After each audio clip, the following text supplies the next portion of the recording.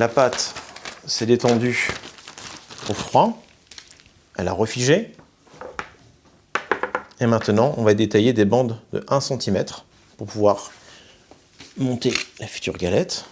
Donc, vous prenez une règle, évidemment graduée, et vous faites des marques tous les centimètres. Évidemment, si vous avez une bicyclette, vous mettez les marques avec, c'est beaucoup plus rapide. Mais je pars du principe que vous n'en avez pas. Et je me colle au jeu comme vous.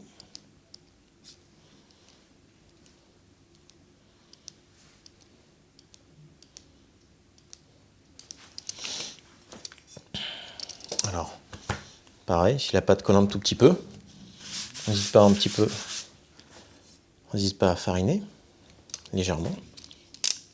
Alors, la première, on ne pourra pas s'en servir, parce que c'est le bout du bâton, forcément, c'est toujours, ça se déforme. Mais la pâte, comme d'habitude, on ne jette pas, on ne jette rien, on pourra toujours s'en servir. Et là,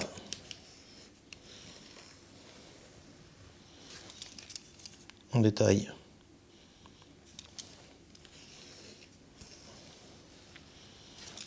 les futures bandes qui vont habiller l'insert précédemment réalisé.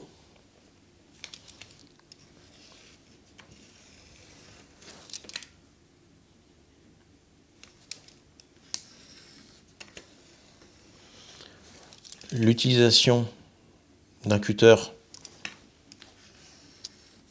est préférable, car c'est maintenant que tout se joue. Après avoir pétri la pâte, après l'avoir tourée, c'est une dernière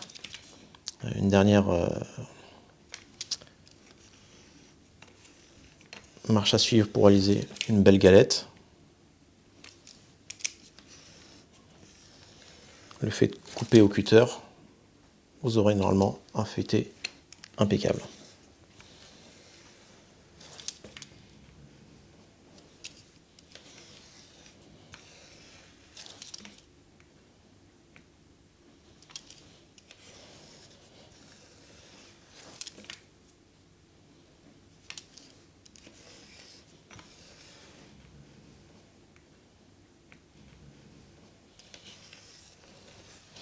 Pour monter la galette, il faut entre 15 et 20 bandes.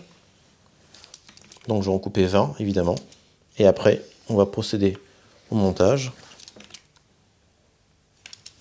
Et vous allez voir, c'est extrêmement simple.